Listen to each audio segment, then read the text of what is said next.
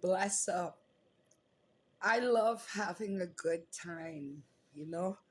Having fun is very important in life. I believe that life is all about balance, and too much of one thing is never any good. Too much fun can't be no good because it takes away time from working and studying. And, life is about learning how to balance and making sure you stay sane in the membrane. And I have a message for the Canadian Black community.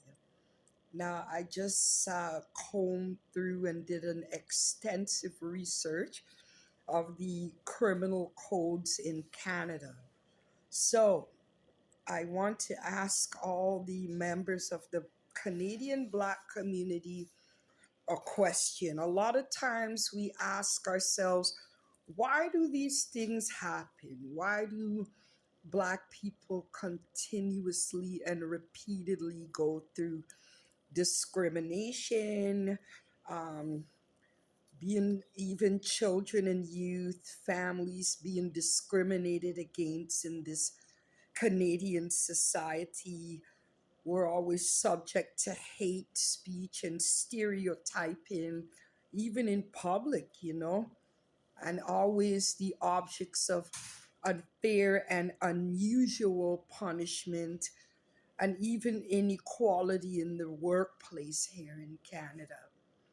So, looking through the criminal codes of Canada, I'm going to first say that the most marginalized group of people in the history of a certain particular group of people that face the most discrimination and marginalization in Canadian society would definitely be the Jewish community, the First Nations community, and the LGBTQ community. Those and the Black community. Those communities can speak for days on end about how much their group faced a lot of marginalization and discrimination in this country in Canada.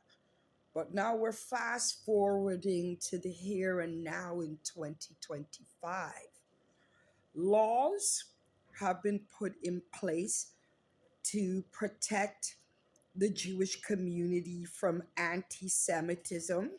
Anti Semitism is denying, condoning, or downplaying the effects and the tragedy of Holocaust, and it is an indictable offense punishable by up to 2 years in prison if anyone is caught or engages in doing such, engaging in anti-Semitism. This is section 319 2.1. It is an existing criminal code in Canada.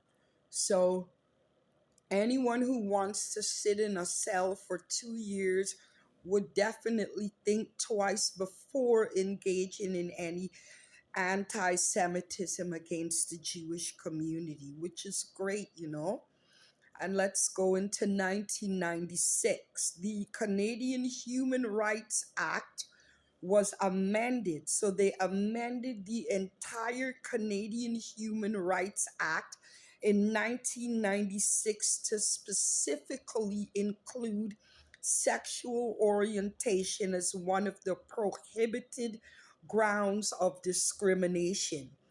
What that means is that the Canadian government gave increased protection to and rights of the LGBTQ community to protect them against hate speech and discrimination in the workplace wherever it is against the law to discriminate the LGBTQ community. So that code was passed into legislation into the criminal code in 1996. And then we have the indigenous community. So there is existing anti-hate laws against the disrespect of First Nations, Inuit, and Métis children, youth, and families, and also on the workplace, and that extends to workplace discrimination, any form of discrimination. So currently, as we sit today, January the 25th of 2025, laws have been passed to protect the Jewish community from anti-Semitism, the LGBT community. It is embedded into the Canadian Human Rights Act to give them uh, protection. Um, to include the sexual orientation as one of the prohibited grounds of discrimination. And also, the same goes for the Indigenous community.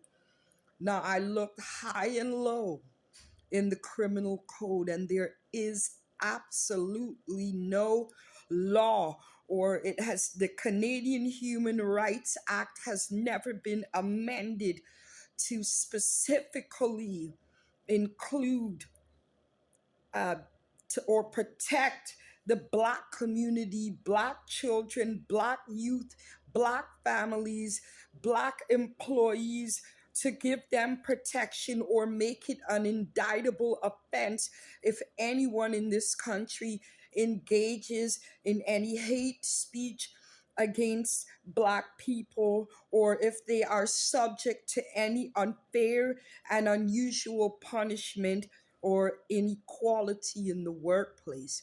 Every other marginalized group, the Canadian government has passed a law to protect the other known marginalized groups from hate speech, hate crime, discrimination, inequality, and what have you. It's written on paper, but there is no law to protect the Black community in Canada. And why is that? Somebody asked me, why is it that other cultures do not go through what we go through, and what is still not against the law? No one is going to sit in a jail cell for 2 years if they engage in hate laws, hate speech, discrimination, marginalization against any Black person in this country, whether they're a child, a youth, an adult, a family. There is no indictable punishment for people who engage in such acts. And somebody said, why? Let me tell you the reason why. The Indigenous didn't stand for it anymore. The LGBTQ community didn't stand for it anymore. Our Jewish community in Canada didn't stand for it anymore. They went beyond ranting on social media, got up, got dressed, faced the rain, the snow, the sunshine, and stood together as one community and one voice and demanded that protection from the Canadian government. So, one of the reasons why it continues to happen, why Black people get so much hate speech and go through discrimination and unfair and unusual punishment in Canada, is our failure to stand together as a community and fight until the end, until justice is achieved for our community. I don't condone those in our society that continue this societal issue of discriminating against our community. But I do believe in accountability. We have to take responsibility for the fact that, unlike the other previously marginalized groups, we fail to stand up and fight. We don't want to fight. We don't want to fight together, but we rather fight each other. That is why there is no laws to protect Black people in Canada. You want to know the reason why, my community? We don't want to fight against it. We don't want to get up and demand that there be laws, that they amend the Canadian Human Rights Act and make sure that they include hatred against the black community as an indictable offense. You don't know. That's why.